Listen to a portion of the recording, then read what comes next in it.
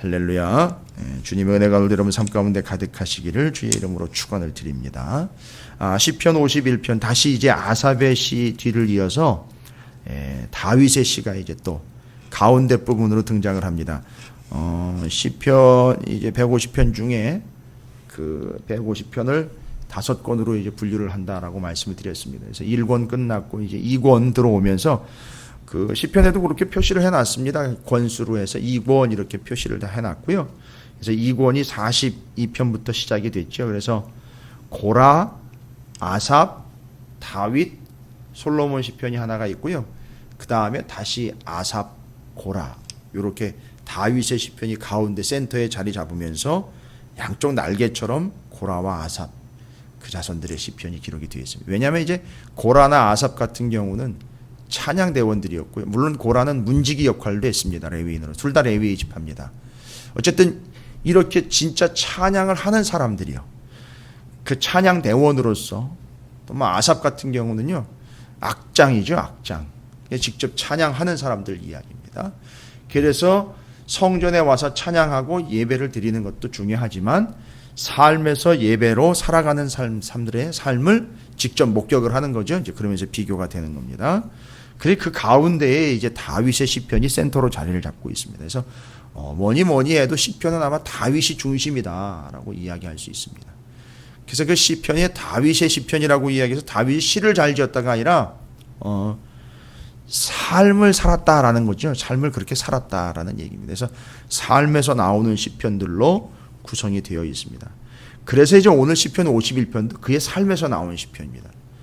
왜냐하면 이 시편 51편은 이미 우리가 알고 있는 것처럼 사무엘하 12장의 내용이 전제가 돼야 되거든요. 사무엘하 12장에 우리아의 아내 밧세바를 범한 사건. 여기까지 가려면 우리가 이미 이제 사무엘하 21장부터 24장까지의 그 나중에 추가가 된 것 같은 본문에서 다윗 그리고 또 어제 우리가 언약이라는 부분에 대해서 하나님과의 관계에 있어서 하나님은 충실하게 지금도 여전히 신실하게 약속을 지키고 계시는 중인데 반면에 우리 쪽에서는 하나님과의 약속을 수도 없이 어겨내고 있는 이런 상황 가운데에서 바로 그렇습니다. 사무엘하 21장부터 24장까지 이미 지난 주일날 우리가 나눈 바 되지만 본문이 의도하고 있고 생각하고 있고 말하고 있는 바를 보니까 죄다 약속을 충실하게 지켜내는 이야기들과 약속을 지키지 않은 이들의 이야기로 구성이 되어 있다는 거죠.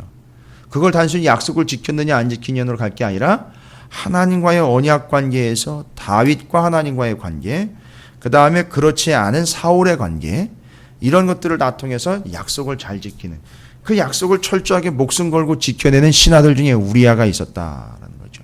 그게 23장의 사무엘하 23장의 내용이었고 그런 신실한 약속을 지키는 우리아의 아내를 범해서 하나님과의 약속을 깨버리고 있는 다윗의 모습이 또한 기록이 되고 있습니다.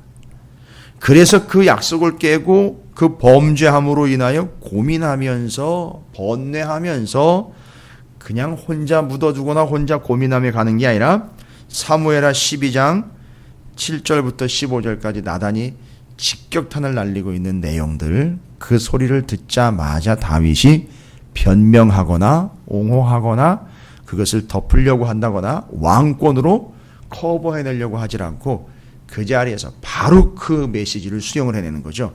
그래서 시편 51편은요. 구조상으로 좀 미리 말씀을 드려야 될 것 같아요.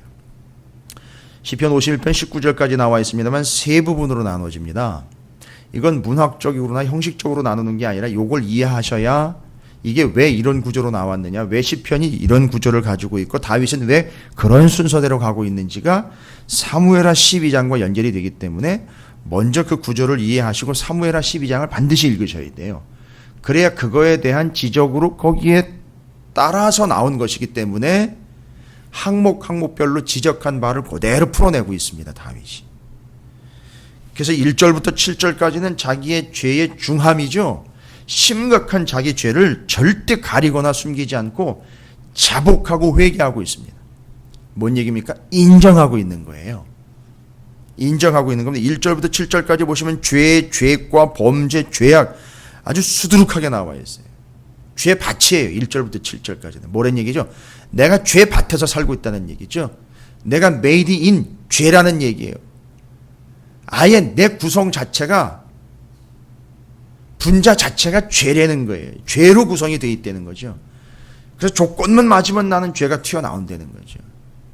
그때만 어떻게 상황이 그렇게 돼가지고 일이 이렇게 번거롭게 됐다거나 그때만 속된 표현 믿지 않는 자들처럼 재수가 없어서 걸린 게 아니라 예 맞습니다. 저는 죄인이기 때문에 조건만 맞으면 죄가 튀어나오는 죄의 통로입니다. 요걸 1절부터 7절까지를 계속해서 이야기하고 있습니다. 그래서 다른 방법이 없고 하나님이 씻어주시지 않으면 나는 내 스스로 정죄함을 받을 수가 없는 죄입니다 라고 이야기하고 있는 거예요. 그게 1절부터 7절까지입니다. 그 다음에 8절부터 12절까지는 죄의 용서라는 것이 반드시 필요한데 죄 지면 또 용서받고 또 죄 지면 용서받고 이런 식의 반복되는 다람쥐 쳇바퀴 돌듯 그런 거 말고요. 하나님 내 인생이 회복되는 인생이 됐으면 좋겠습니다. 여기는 뭐가 회복되기를 원하냐면 구원의 즐거움이 회복되기를 원한다라고 나와 있어요. 용서받고 단순히 그 문제를 오케이 정리 끝 그리고 다음 문제 이게 아니라 구원의 즐거움이 있다면 여러분 아주 중요한 겁니다. 구원의 즐거움을 회복한다는 얘기는 뭡니까? 잠깐 잃어버렸던 구원의 즐거움을 회복하는 걸로 끝나는 게 아니라 구원의 즐거움이 있다는 얘기는요. 우리가 어제도 언약에 대해서 얘기했잖아요. 신실함이라는 것은요. 하나님을 사랑함과 하나님의 계명을 철저히 지키는 게 신실함이라고 그랬습니다. 계명을 지키는 게 먼저가 아니라 하나님을 사랑하게 됐다는 거죠. 왜요? 하나님이 나를 너무너무 사랑하셔서 하나님이 먼저 언약으로 다가오셨대. 내가 이렇게 해줄게. 이게 깨달아지니까 하나님 너무너무 사랑스러운 거죠. 마찬가지입니다. 구원의 즐거움이 왜 먼저 깨달아지고 회복되어야 되냐면 나를 구원해 주신 하나님과 그 구원받은 게 얼마나 행복한 건지를 알면 죄를 지을 수가 없다는 거죠. 그래서 죄를 지면 지을 때마다 용서해 주세요라는 이런 아주 주도 면밀함이 아니라 근본적으로 파고 들어가가지고 하나님 내 인생에서 하나님 나를 구원해 주신 그 즐거움이 늘 회복되고 늘 우리 안에서 내 안에서 떠나가지 않게 해 주십시오. 우리 인생은요 죄 때문에 맨날 어떤 존재냐 8절에 꺾인 인생이죠. 꺾인 뼈와 같은 여기 꺾인 뼈는 죄로 인한 고통을 이야기하는 거예요. 아주 심각한 고통을 이야기하는 거예요. 뼈를 꺾는다. 뭐 어르신들이 요즘에 무릎 수술하시고 이렇게 그런 표현들을 쓰시더라고요. 굳어지니까 이게 뼈를 꺾는 거를 이제 의사들이 하신다라고 얘기하는데 엄청 고통스러움을 호소하신다고 그래요. 연세들도 계시니까 그것 때문에 그냥 수술 한번 받고 나시면 축이 나가지고선 참들이 힘들어 하시는데 뼈를 꺾는다라는 이 이야기는 내가 죄 때문에 너무너무 고통스러운 존재라는 겁니다. 그런데 참 다윗이 기가 막힌 표현을 이건 자기 경험에서 나오는 거기 때문에 이런 표현이 나올 수밖에. 그 죄 때문에 뼈가 꺾이는 것 같다. 아니 꺾인 뼈와 같은 그런 존재인데도 그런 나를 즐거워하게 해달라는 거예요. 뭐죠? 구원의 즐거움이요. 그러니까 이 구원의 즐거움이 있으면 죄악으로 치닫는 바 내가 죄를 지을 수가 없다는 겁니다. 구원의 즐거움. 그래서 8절부터 12절까지는요. 그냥 죄 용서만을 구하는 게 아니라 이 인생의 회복, 영혼의 회복을 구하는 거예요. 어떤 회복이라 그랬죠? 구원의 즐거움을 회복하게 해달라라는 거예요. 아예 인생 끝까지 좀 늘 그 구원의 확신 가지고 좀 살아갔으면 좋겠습니다라는 것이요. 그리고 이제 13절부터 19절까지는 하나님 내가 죄인이기는 하지만 사람들이 내 죄에 진 걸 보고 실망하거나 낭망하는 게 아니라 이런 죄인을 구원하시고 건져주시고 회복시켜서 구원의 즐거움을 가지고 살아가는 이 모습을 보고 죄인들이 하나님께 나 같은 꺾인 뼈와 같은 그런 수많은 죽은 뼈 같은 마른 뼈 같은 그들이 하나님께로 돌아와 뼈가 붙고 살이 붙고 거기에 힘줄이 생겨서 피가 돌고 새롭게 생명으로 거듭나는 저를 보고 죄인들이 돌아와 하나님께 구원 얻는 그런 복음의 통로가 됐으면 좋겠습니다 하는 게 뒤에 13절부터 19절까지의 내용이에요. 여러분 참 명태 느닷없이 왜 명태 얘기냐. 버릴 것 없다 그러잖아요. 버릴 것 없다 그러잖아요. 다윗 정말 버릴 것 없는 사람이에요. 죄를 지었을 때에는 지은 것대로 죄인들에게 본이 되고요. 또 하나님을 찬양할 때에는요, 그 구원의 감격과 기쁨을 찬양할 때, 야, 또 저렇게 찬양하는 거로구나 라고 또 본이 되고요. 여러모로 하나님이 다윗을 모양 저 모양으로 써먹고 계시는 거 여러분 보이세요? 자기 입장에서 나는 죄인입니다. 맞아요. 우리랑 별반 다를 거 없는 정말 파렴치한이기도 하고 죄인이고 부족합니다. 그런데 하나님은 아주 그 용도에 맞게 쓸모있게 아주 계속 쓰고 계신다라는 걸 우리는 볼 수 있어요. 그리고 그의 마지막 인생 우리가 아시잖아요. 사무엘하서 봤잖아요. 그리고 열왕기상 이제 들어가면서 그의 마지막 모습들이 이렇게 소개가 돼요. 자기의 생명 다하고 70인생 40년 동안의 왕, 이 역할을 다 감당을 하고 하나님께 쓰임받고 부름받은 자가 됐다는 거죠. 자, 그런데 우리가 이게 시편 51편을 이렇게 그가 명태 이야기까지도 드리면서 참 하나님 앞에 그냥 죄를 지은 자로서 또 돌아와 회개하는 자로서 다 하나님이 아주 유용하게 지금 쓰고 계시고 다윗이 51편을 지었는데 이 51편이 어디서 나온 거냐 하면 그냥 감각이나 시를 많이 짓는 시인들의 특징이 뭐냐 하면 시를 심사하는 분들의 이야기가 문예 공모전에 시를 출품한 이들의 시를 심사하는 분들의 심사평이 이런 평들이 있어요. 제가 이 시를 보니까 이분은 평상시 때 다작 그리고 많은 시를 훈련해서 많이 써보고 많이 훈련을 해본 흔적이 보입니다. 이런 평을 하더라고요. 그래서 이런 시가 나온 겁니다. 라는 거예요. 다윗이 이런 시가 나오는 건 많이 써봐서 원고지를 수도 없이 날려서 여기서 이런 정제된 표현이나 이런 은혜스러운 표현이 나온 게 아니라 다윗은 써봐서가 아니라 살아봐서요. 그게 그대로 옮겨진 겁니다. 그게 그대로 옮겨진 거예요. 악보로 옮겨진 거고 원고지로 옮겨진 거예요. 오늘날로 이야기하면. 근데 바로 시편 51편은 어떻게 해서 그대로 옮겨졌느냐 하면 반드시 필요한 부분이에요. 사무엘하 12장 적어도 7절부터 12절까지는 반드시 읽어보셔야 돼요. 그것이 베이스가 돼서 나온 거예요. 근데 그 내용은 뭔 내용이냐면 나단이 다윗한테 책망하는 내용이거든요. 그 비수처럼 팍팍 꽂힌 거예요. 꽂혀서 튀어나온 게 51편이에요. 사무엘하 12장 7절부터 12절까지를 정리를 하면서 제가 먼저 그래서 세 단락으로 나눠드렸죠. 시편 51편을요. 앞부분에는요.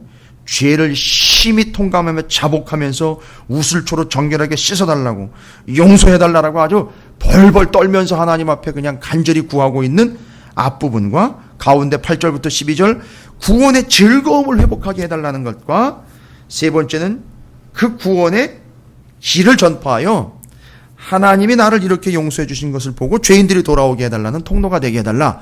이게 그냥 나온 게 아니라 사무엘하 12장 7절부터 12절까지의 내용을 근거로 해서 나온 겁니다. 15절까지 보셔야 되겠네요. 사무엘하 12장 7절부터 15절까지.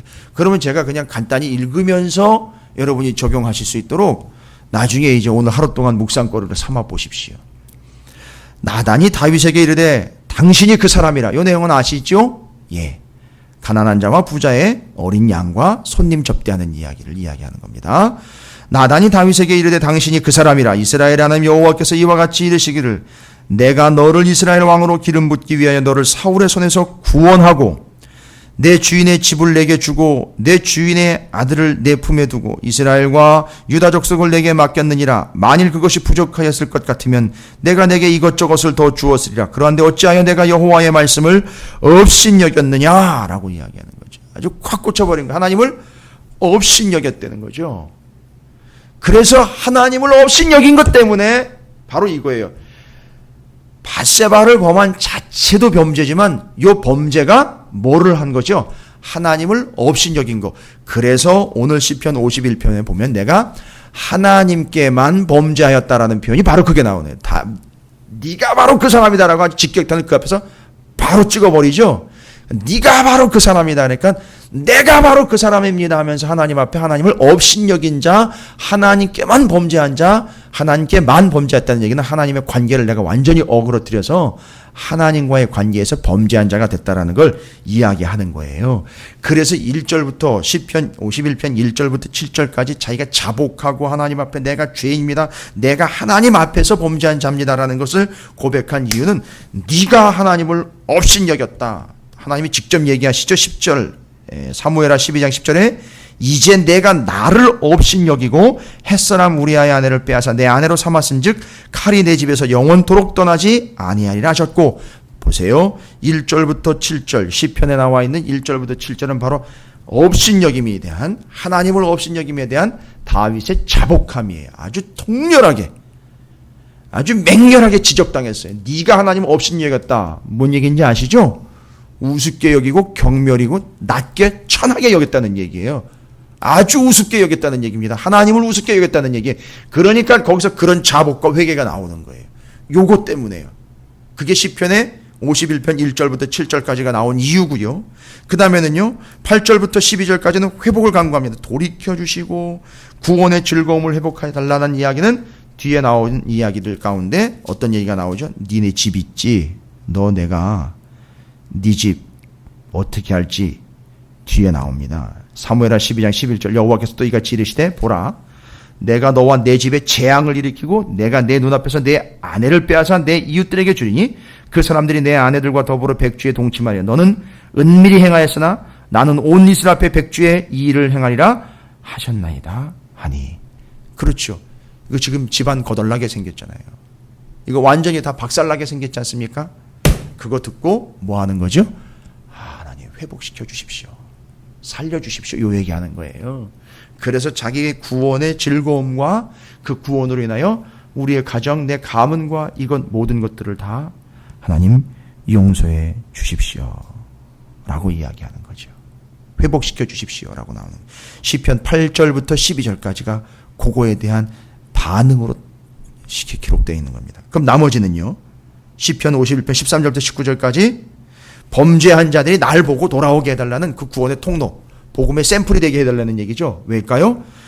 사무엘하 12장 14절 15절에 보면 내가 죄를 지은 이걸 보고 14절 이 일로 말미암아 여호와의 원수가 크게 비방할 거리를 얻게 했다는 얘기예요.